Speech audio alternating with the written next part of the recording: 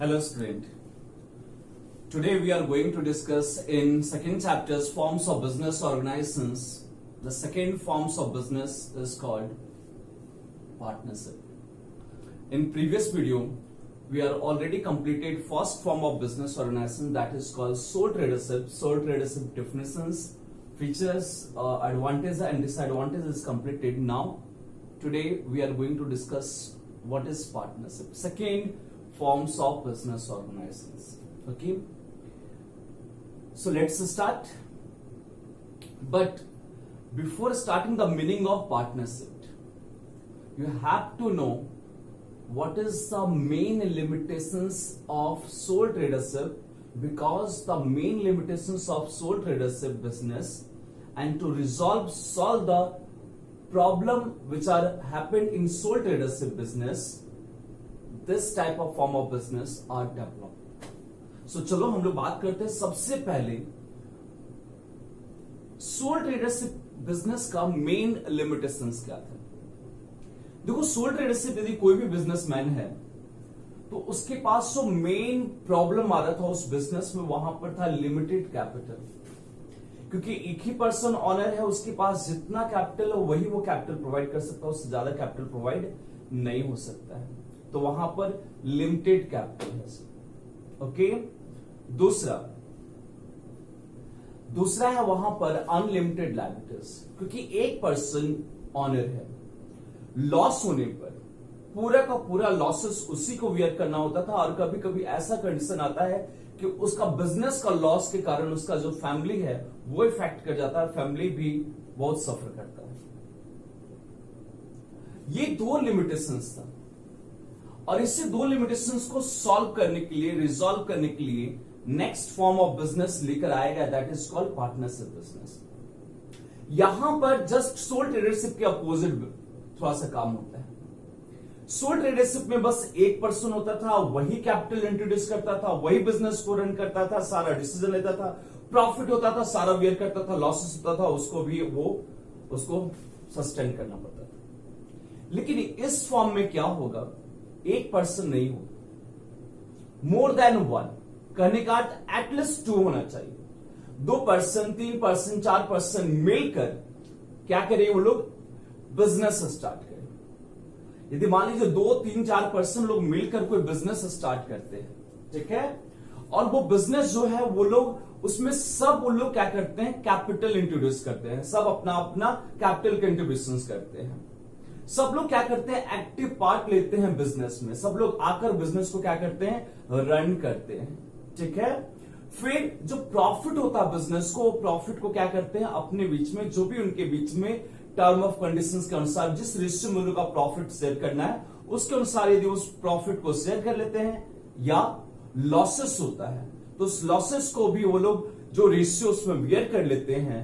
तो ऐसा कोई यदि फॉर्म्स ऑफ बिजनेस ऑर्गेनाइजेशन आपको नजर आता है, so that is called partnership business.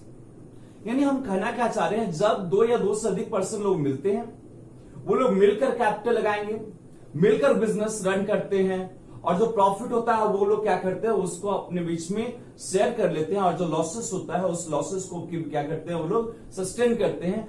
ऐसा यदि कोई फॉर्म है तो that form of organisation is called partnership. यदि आप और भी डिफिनेशन अच्छा तरह से समझना चाहते हो तो Indian partnership act 1932 sections 4 of this act define the partnership as what, the relations between person के बीच में एक रिलेशंस है, who have agree to shares profit of a business, profit share करने के लिए यहां पर कह रहा, कैरिड ऑन बाय ऑल, सब मिलकर चला सकते हैं, और any of them acting for all, और उसमें से कोई एक पर्सन यदि जो टैलेंटेड ज्यादा है, जिसके पास ज्यादा एजुकेशन है, जिसके पास ज्यादा स्किल है, वो सबके बिहाफ पर बिजनेस चला सकता है। ऐसा जो फॉर्म्स ऑफ बिजनेस ऑर्गेनाइजेशन है that is called partnership. Okay, यदि हम लोग अपने लैंग्वेज में लिखना चाहेंगे आप पार्टनरशिप का डिफरेंस, तो ऐसे लिख सकते हैं, partnership in this way is an agreement.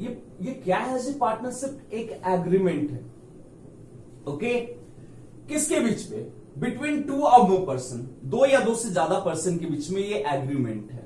किस चीज का एग्रीमेंट है, to carry on legal business, किस तरह का बिजनेस करने का एग्रीमेंट है, तो लीगल बिजनेस करने का एग्रीमेंट है।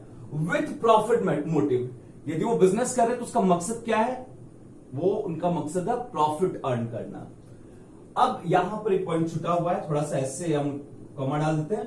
कैरिड ऑन बाय ऑल, सब मिलकर चला सकते हैं, और any of them acting for all, या उसमें से कोई एक पर्सन, जो हम बोले पर पहले भी बोले, जो ज्यादा टैलेंटेड होंगे वो क्या कर सकते हैं, उनके बिहाफ पर उसको रन कर सकते हैं। ठीक है, तो ऐसा जो फॉर्म्स ऑफ बिजनेस ऑर्गेनाइजेशन है that is called partnership. Okay, now हम लोग क्या डिस्कस करने जा रहे हैं। अब हम लोग एक सबसे पहले डिस्कस करेंगे features of partnership, then after हम लोग डिस्कस करेंगे एडवांटेजेस और disadvantages of partnership form।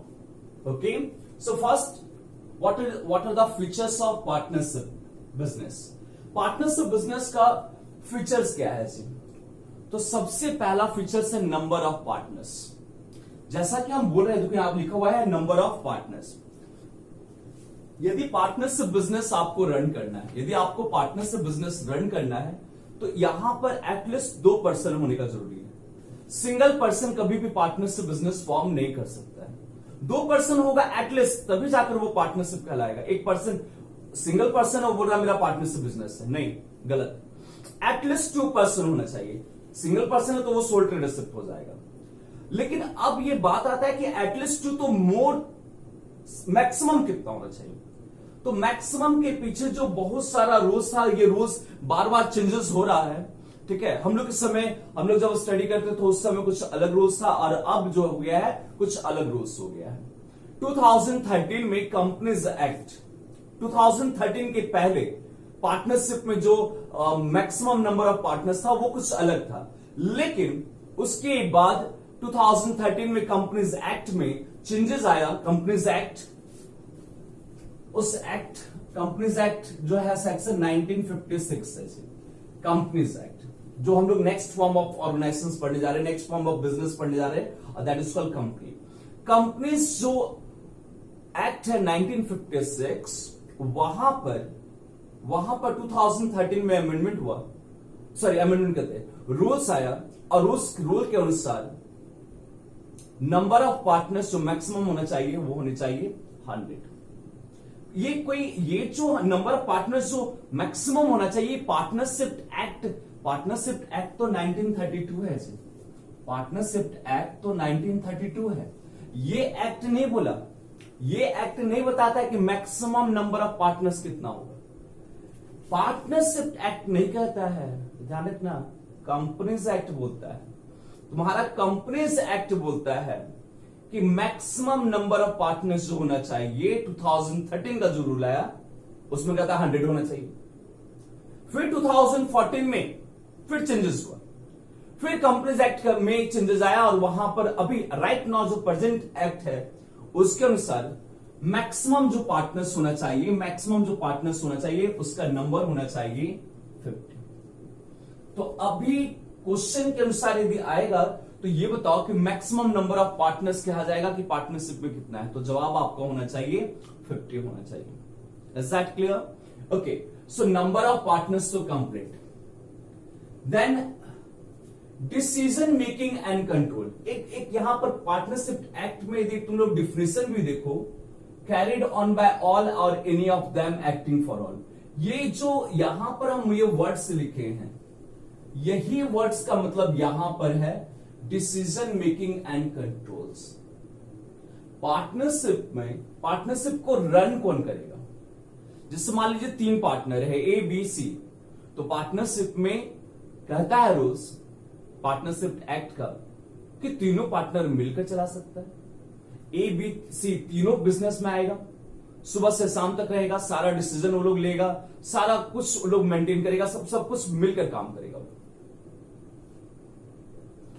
और दूसरा कहता है पार्टनरशिप में जरूरत नहीं है कि तीनों पार्टनर्स एकदम प्रेजेंट रहे बिजनेस में। उसमें से मान लो कि एक टैलेंटेड नहीं है तो ए बी, मान लो सी टैलेंटेड नहीं है, ठीक है, तो ए बी क्या कर सकता है, सी के बिहाफ पर भी बिजनेस चला सकता है। सी को प्रेजेंट, फिजिकली प्रेजेंट होने का कोई जरूरत नहीं। या हो सकता है मान लीजिए कि एक पर्सन ए है, वही टैलेंटेड है, वही बिजनेस को रन कर सकता है on the behalf of B और सी। तो बिजनेस ऐसा नहीं है कि तीनों रहेगा तभी कोई बिजनेस होगा, नहीं, तीनों मिलकर भी बिजनेस कर सकता है, और नहीं तो उसमें से कोई एक पर्सन जो टैलेंटेड होगा वो भी तीनों के बिहाफ पर, दोनों के बिहाफ पर बिजनेस को रन कर सकता है। तो मत सोचिएगा कि पार्टनरशिप में सब पार्टनर्स मिलकर बिजनेस करेगा तभी बिजनेस होगा, ऐसा नहीं। बिजनेस तीनों में से कोई एक पर्सन भी कर सकता है, और यदि करता है तो भी ये पार्टनरशिप है। आप मान लीजिए किसी कोई दुकान में जा रहे हैं जो पार्टनरशिप में चल रहा है, ठीक है, और वहां आप देख रहे हैं कि 3 पार्टनर्स है, इसमें से एक ही प्रेजेंट है, तो आप बोलेंगे ये पार्टनरशिप नहीं है, भैया पार्टनरशिप तो तीनों होने चाहिए। नहीं, तीनों का फिजिकली प्रेजेंट होना यहां पर पार्टनरशिप में नेसेसरी नहीं है, ठीक है। ओके, ना नेक्स्ट टॉपिक हम लोग चलते हैं, एग्रीमेंट। यदि यहां पर मेरी लैंग्वेज में देख लो डिफिनेशंस, तो क्या रहता कि क्या है जी ये, it is an agreement. Partnership क्या है, एग्रीमेंट। 2 पर्सन, यदि हम यहां पर 3 लिए हैं ए बी सी, तो ए बी सी 3 पार्टनर जो है इसके बीच में पार्टनरशिप क्या है, पार्टनरशिप में क्या होता है जी, एग्रीमेंट होता है, ठीक है, कि हम लोग बिजनेस कैसे चलाएंगे, कौन कितना कैपिटल लगाएगा, कौन जो भी कुछ है सारा चीज मेंशन रहता है।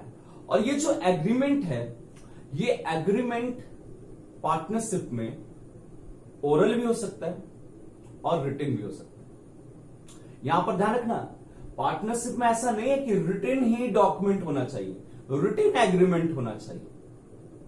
पार्टनरशिप में ओरल एग्रीमेंट भी होता है, वर्बली जो हम लोग करते हैं, और जो हम लोग पेज पर मतलब स्टैम्प पर जो लिख कर करते हैं एग्रीमेंट, वो भी एग्रीमेंट है। दोनों एग्रीमेंट हो सकता है, written as well as oral, ठीक है। बट अब यहां पर बात आता है कि कौन सा एग्रीमेंट सबसे अच्छा है। तो यदि आप लोग पार्टनरशिप का हिस्ट्री देखेंगे तो यहां पर बहुत ज्यादा लड़ाई झगड़ा होता है, तो आप लोग को जरूरी है, या हम आपको सलाह दे रहे हैं कि it should be in written form. Okay, written form यदि होगा तो आगे चलकर कोई डिस्प्यूट होगा तो हम लोग उस एग्रीमेंट को दिखा करके, देखो हम लोग के बीच में ये एग्रीमेंट था, इस तरह से डिस्प्यूट को सेटल करेंगे, इस तरह से हम लोग को काम करना है, तो यहां पर जो प्रॉब्लम होगा वो कम आएगा, ठीक है। अब बात आता है कि जो हम बोल रहे हैं रिटन एग्रीमेंट उसके बीच में है, दोनों तीनों पार्टनर्स के बीच में, कि कौन कितना कैपिटल लगा रहा है, किसको कितना प्रॉफिट मिलेगा, और कोई डिस्प्यूट होगा तो कैसे सेटल किया जाएगा, फर्म का नाम क्या है, फर्म का बिजनेस का नेचर क्या है, ऐसा बहुत सारे इंफॉर्मेशन रहता है। और वो जो डॉक्यूमेंट्स जिसमें ये सारा चीज मेंशन करना होता है इन पार्टनरशिप, दैट डॉक्यूमेंट्स हम लोग आगे चलकर पढ़ेंगे, इज कॉल्ड पार्टनरशिप डेट। क्या कहते हैं जिसको, that is called partnership deed. Okay, और नेक्स्ट पॉइंट पर आते हैं।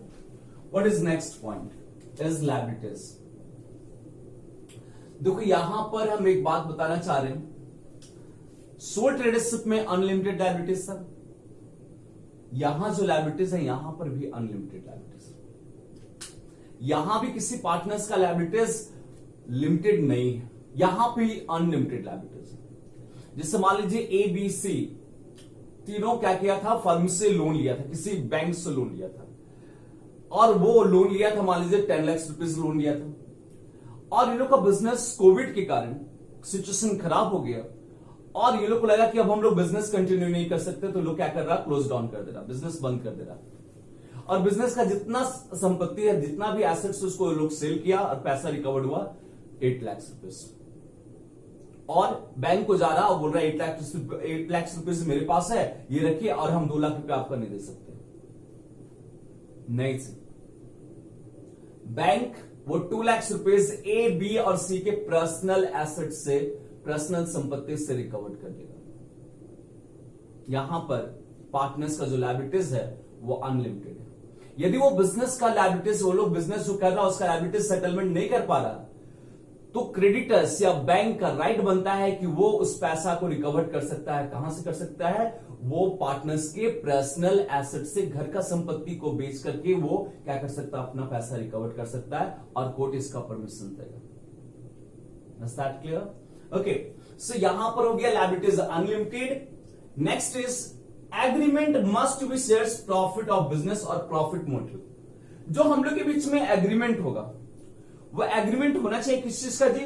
तो प्रॉफिट का एग्रीमेंट होना चाहिए। उसका मकसद होना चाहिए कि हम लोग प्रॉफिट कमाएं और प्रॉफिट को शेयर करें। ध्यान रखना, एग्रीमेंट में प्रॉफिट लिखना नेसेसरी है, प्रॉफिट शेयर करना नेसेसरी। यदि कोई पार्टनरशिप बिजनेस चल रहा है, 3 पार्टनर्स है, ए बी सी, प्रॉफिट हो रहा, सी थोड़ा पतला दुबला है, ए बी बोल रहा तुमको हम प्रॉफिट नहीं देंगे, मस्ट है ए बी के प्रॉफिट देना ही देना होगा। यदि सी थोड़ा सा भी केस कर दिया, कंप्लेन कर दिया, तो फिर ए और बी को सफर करना पड़ेगा। यहां पर प्रॉफिट शेयर करना नेसेसरी होता है। ऐसा कभी नहीं होगा, किसी कंडीशन में नहीं होगा कि प्रॉफिट नहीं कोई पार्टनर शेयर करेगा। प्रॉफिट होगा तो तीनों पार्टनर्स को मिलेगा। लेकिन एक बात सुन लो, यहां पर पार्टनरशिप में प्रॉफिट शेयर करना तो नेसेसरी है, लॉस शेयर करना नेसेसरी नहीं है। हां, सही सुन रहे हैं आप, पार्टनरशिप में प्रॉफिट शेयर करना नेसेसरी है, लेकिन लॉस शेयर करना सभी पार्टनर्स को नेसेसरी नहीं। सर प्रॉफिट मिलेगा, लॉस नहीं मिलेगा? हां जी, प्रॉफिट मिलेगा सब पार्टनर्स को, ये तो नेसेसरी। लेकिन कभी कभी ऐसा सिचुएशंस आता है कि किसी किसी पार्टनर्स को हम लोग एग्जम्प्ट कर देते कि जाओ भाई, तुमको लॉस होगा तो तुमको लॉस नहीं शेयर करना है, लॉस हम दोनों शेयर कर लेंगे। जैसे फॉर एग्जांपल ए बी और सी 3 पार्टनर्स था। ए के पास भी उसका फाइनेंशियल कंडीशन अच्छा था, बी के पास भी फाइनेंशियल कंडीशन अच्छा था, सी का फाइनेंशियल कंडीशन ठीक नहीं था। तो यहां पर सी जो स्टार्टिंग में वो इच्छा नहीं जाहिर कर रहा था, वो बोल रहा था कि भैया लॉस हो जाएगा तो मेरा घर तो नहीं चलेगा, तुम्हारे घर में तो तुम लोग के फादर के पास संपत्ति है, लेकिन मेरे पास सिर्फ थोड़ा सा पैसा है, और यदि लॉस हो जाएगा तो मेरा फैमिली रोड पर आ जाएगा। तो ए बी यहां पर प्रोविजन कर लेता है कि भाई देख, प्रॉफिट होगा तुमको मिलेगा, लॉस होगा ना चिंता मत कर, तुम हम लोग का पार्टनरशिप सिर्फ ज्वाइन कर लो, लॉस हो जाएगा तुमको लॉस शेयर करने की जरूरत नहीं है, हम ए और बी लॉस शेयर कर लेंगे, तुमको लॉस शेयर करने की जरूरत नहीं। और ऐसा कंडीशन हो सकता है पार्टनरशिप में, क्योंकि पार्टनरशिप में कहता है कि प्रॉफिट शेयर करना नेसेसरी है, लॉस शेयर करना नेसेसरी नहीं। Is that clear? Okay, next is mutual agency. ये बात ध्यान से समझना, ये बहुत इंपॉर्टेंट वर्ड्स है। Mutual agency, sir mutual agency का मतलब क्या है? म्यूचुअल एजेंसी का मतलब हम समझा रहे हैं तुम लोग को। जैसे मान लो कि ए बी सी 3 पार्टनर्स हैं, और एक दिन पार्टनरशिप में क्या हुआ कि ए बी पार्टनर्स नहीं आया, सी सिर्फ आया था और वो बिजनेस रन कर रहा था। और मान लो कि वो क्या किया, कुछ डिसीजन ले लिया, कोई भी डिसीजन लिया, लेकिन उस डिसीजन को जब मालूम चला ए और बी को, तो ए और बी बोल रहा है क्या कि हम ये डिसीजन क्या करना चाह रहे हैं, कैंसिल करना चाह रहे हैं। जैसे सपोज करो कि जो सी है वो पार्टनरशिप में था, और वो क्या किया, ऐसे समझ सकते हैं, वो उसके पास कोई अपॉर्चुनिटी, कोई सप्लायर से क्या किया, वो ऑर्डर दे दिया कि हमको इतना सर्टेन गुड्स आप इस क्वालिटी का प्रोवाइड कर दीजिए। लेकिन ए बी जब देखा तो बोला कि नहीं, ये जो क्वालिटी है अच्छा नहीं है, तो वो क्या बोल रहा सप्लायर को, जिसको वो ऑर्डर दिया था कि हम ये सप्लाई जो है, ये जो गुड्स हम नहीं लेंगे, इसको हम कैंसिल कर रहे हैं। नहीं जी, यहां पर वो कैंसिल नहीं कर सकता है, क्योंकि यहां पर जो सी का डिसीजन है वो ए और बी को बॉन्ड करता है कि उसका डिसीजन, मतलब उसका जो भी एक्ट होगा, उस एक्ट से बी और सी दोनों इफेक्ट होगा। ऐसा नहीं कह सकता है वो ए और बी कि ये तो डिसीजन सी का है, सी देखिएगा, हमको इससे कोई मतलब नहीं। जो भी काम करेगा सी, उससे ए और बी को भी इफेक्ट करेगा, प्लस ए और बी कोई भी काम करेगा उसको भी बाउंड होना पड़ेगा, सी को भी उसको बाउंड होना पड़ेगा। ठीक है, यानी कहने का मतलब कोई भी डिसीजन कोई भी पार्टनर्स लेगा, तो इसका मतलब वो डिसीजन अदर पार्टनर्स का भी हो गया। ठीक है, ओके। Next is continuity. देखो, पार्टनरशिप बिजनेस में जो कंटिन्यूटी है, ये कंटिन्यूटी जो होता है, तब तक पार्टनरशिप बिजनेस चलेगा जब तक पार्टनर्स लोग का डिजायर होता है। जिस दिन वो लोग डिसीजन ले लेगा कि हम लोग ये बिजनेस नहीं करेंगे, पार्टनरशिप एंड हो सकता है। या मान लो कि कोई पार्टनर्स का डेथ हो जाता है, कोई पार्टनर्स रिटायर करके फर्म को छोड़ के चल जाता है, वहां भी कंटिन्यूटी क्या हो जाएगा, खत्म हो जाएगा। लेकिन यहां पर एक प्रोविजन है, जैसे मान लो 3 पार्टनर्स है, A B C, C firm को छोड़ के चला गया, partnership as per law partnership end हो गया, खत्म हो गया वहीं पर। लेकिन फिर ए और बी क्या कर सकता है, फिर से नया पार्टनरशिप उसको क्या कर सकता है, रिन्यू कर सकता है, फिर से उस पार्टनरशिप को क्या कर सकता है, वो कंटिन्यू कर सकता है। ठीक, और अब पार्टनरशिप आगे चलते रहेगा। Next is formations. देखो जो फॉर्मेशंस है पार्टनरशिप बिजनेस का, ये हम आपको बोले हैं कि जो पार्टनरशिप एक्ट होता है 1932, इसके अनुसार क्या होता है, इसका फॉर्मेशंस किया जाता है। जो भी रूल्स रेगुलेशंस होता है 1932 पार्टनरशिप एक्ट में, उसके अनुसार पार्टनर्स लोग क्या करता है, एक्ट करता है, काम करता है, और वहां का रूल्स क्या करना होता है, पार्टनर्स लोग को फॉलो करना पड़ता है। Okay, next is business. Partnership में बिजनेस कह लीजिए या लॉफुल बिजनेस कह लीजिए, सॉरी लॉफुल बिजनेस,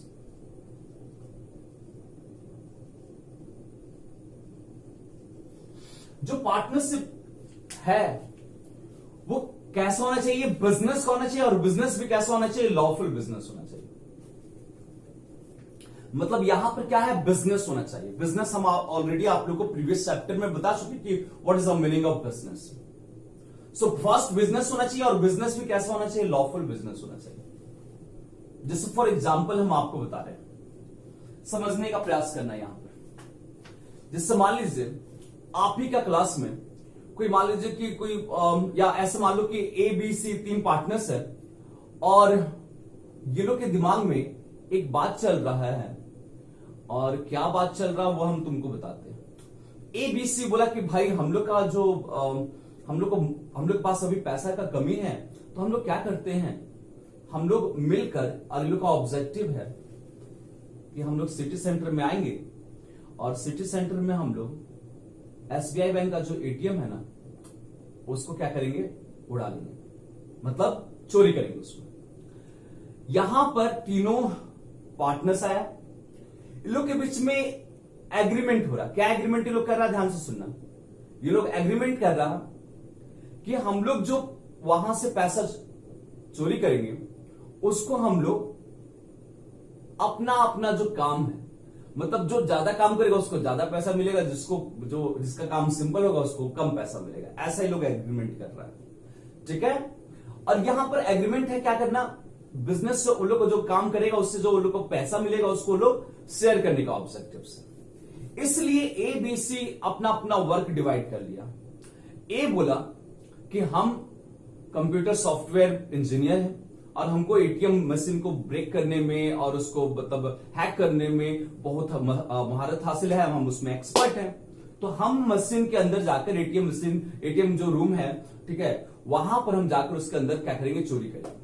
बी को टास्क दे दिया गया कि तुम क्या करना, वहां जो गार्ड है उसको तुम बेहोश करके उसका जो ड्रेस है उसको पहन के एटीएम के बाहर बैठ जाना, ठीक है। और सी जो एक पार्टनर्स है उसको बोला कि तुम क्या करना, एज ए भिखारी के रूप में कहीं पर जाकर तुम सो जाना, बहुत उस तरह का ड्रेस बनाकर, कि पुलिस जब आए तो तुम हमको थोड़ा सा कुछ भी जैसा की तरह इशारा कर देना, कुछ बोल देना, तो हम लोग अलर्ट हो जाए।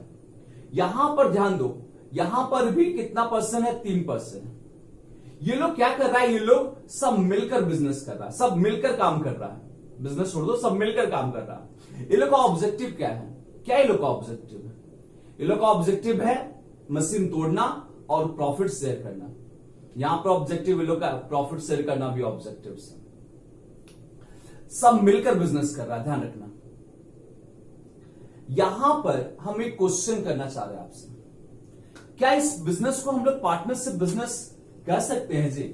क्या इस बिजनेस को हम लोग पार्टनरशिप बिजनेस कह सकते हैं? नहीं कह सकते हैं। सारा कुछ है, इसमें भी एटलीस्ट 2% होना चाहिए, 2% है। इन लोग के बीच में एग्रीमेंट होना चाहिए, एग्रीमेंट किस चीज का होना चाहिए, प्रॉफिट का होना चाहिए, प्रॉफिट का भी एग्रीमेंट है। बिजनेस किस तरह से हो रहा है, सब मिलकर चला रहा है, ये भी मौजूद है। लेकिन क्या मिसिंग, यहां मिसिंग ये है कि लोग का बिजनेस लॉफुल नहीं है। तो ये बिजनेस को हम लोग पार्टनरशिप नहीं कहेंगे, क्योंकि यहां पर इन लोग का ऑब्जेक्टिव जो है वो लॉफुल बिजनेस नहीं है. Is that clear? So these are the features of partnership. Now come to the point of advantages of partnership. क्या क्या पार्टनरशिप का एडवांटेजेस है, और यदि एडवांटेज समझना है तो सोल ट्रेडरशिप और पार्टनर जो कंपनी फॉर्म है, जो सोल ट्रेडरशिप फॉर्म है और जो कंपनी का जो फॉर्म है, उसको ध्यान में रखकर ही हम लोग एडवांटेज और डिसएडवांटेज को समझ सकते हैं. हालांकि कंपनी हम लोग नहीं समझे हैं, अभी तक स्टार्ट नहीं किए, लेकिन एटलीस्ट आप लोग सबको मालूम होगा कि रिलायंस इंडस्ट्रीज या टाटा इंडस्ट्रीज ये कंपनी है. ठीक है, तो हम लोग को ध्यान रखना, या बोकारो स्टील प्लांट वो भी तुम्हारा कंपनी है. तो हम लोग को जो डिसएडवांटेज और एडवांटेज समझना है, उसके लिए हम लोग को समझना पड़ेगा सोल ट्रेडरशिप और जो third forms of business organisation that is called company, उसको समझना पड़ेगा. चलो देखते हैं फर्स्ट क्या है. एडवांटेज में easy to form. Sir sole tradership तो बहुत ज्यादा इजी था फॉर्म करने में, हमको मालूम है, लेकिन यहां पर जो पार्टनरशिप बिजनेस है, इसको भी फॉर्म करने के लिए आपको बहुत ज्यादा कोई लीगल डॉक्यूमेंट्स का जरूरत नहीं होता है. और आपको मालूम है यहां पर कि एग्रीमेंट भी जरूरी नहीं है कि रिटेन एग्रीमेंट हो, ओरल एग्रीमेंट भी हो सकता है. और कंपनी जो है उसको यदि आप फॉर्म करना चाहेंगे, बहुत लॉट्स ऑफ फॉर्मेलिटीज हैं, लॉट्स ऑफ लीगल वर्क है. तो उसके कंपैरिजन में यदि हम लोग देखें तो जो पार्टनरशिप बिजनेस है वो हम लोग बहुत इजीली स्टार्ट कर लेते हैं. Next is balance decision making.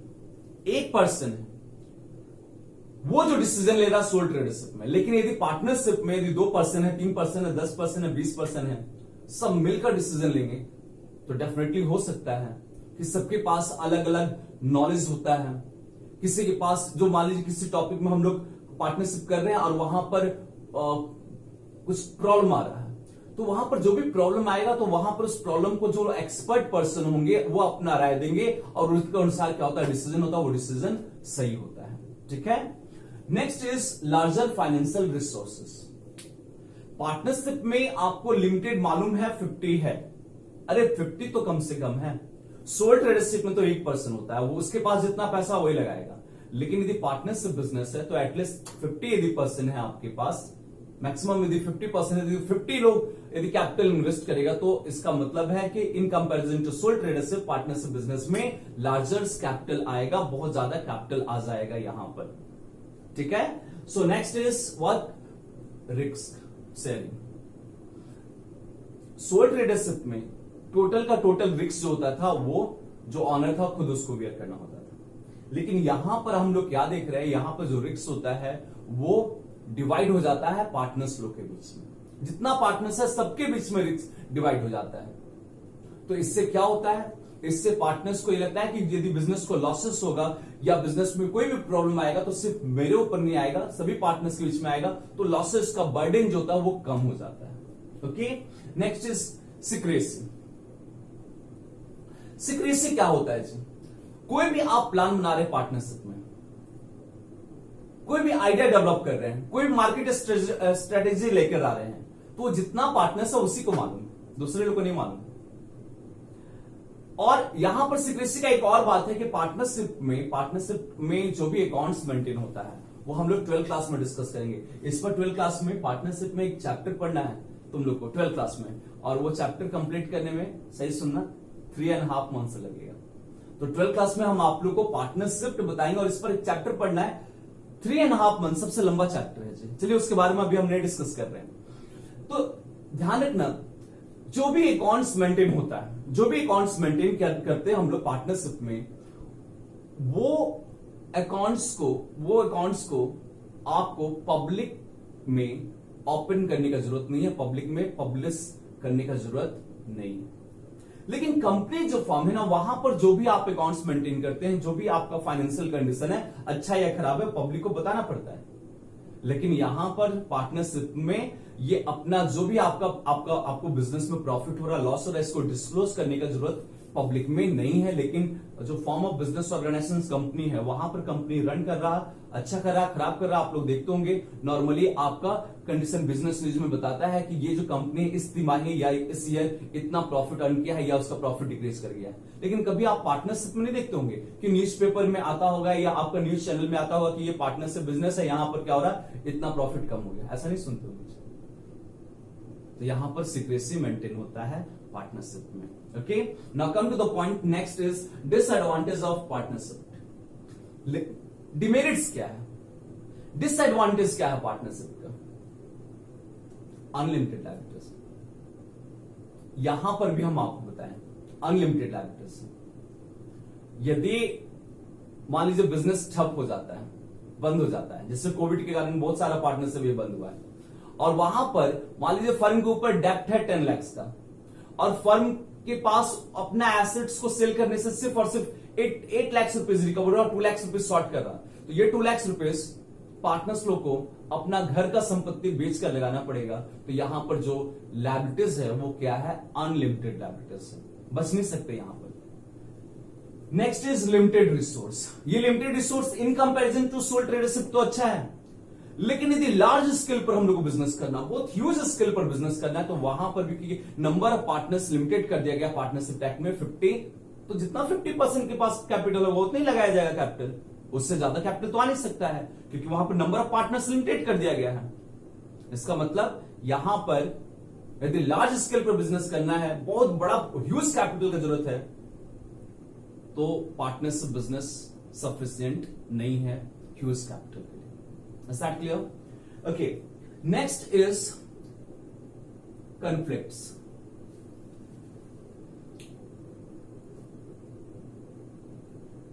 History देख लीजिए पार्टनरशिप की। स्टार्टिंग में पार्टनर्स लोग के बीच में बहुत ज्यादा स्नेह होता है, बहुत म्यूचुअल अंडरस्टैंडिंग होता है, लेकिन क्या होता है धीरे धीरे आगे चलकर उनके बीच में, क्योंकि तीनों जितने पर्सन होंगे, जितने पार्टनर्स होंगे, सब मिलकर काम करते हैं, सबका डिसीजन लेना जरूरी है, सबका डिसीजन के साथ ही बिजनेस चल सकता है।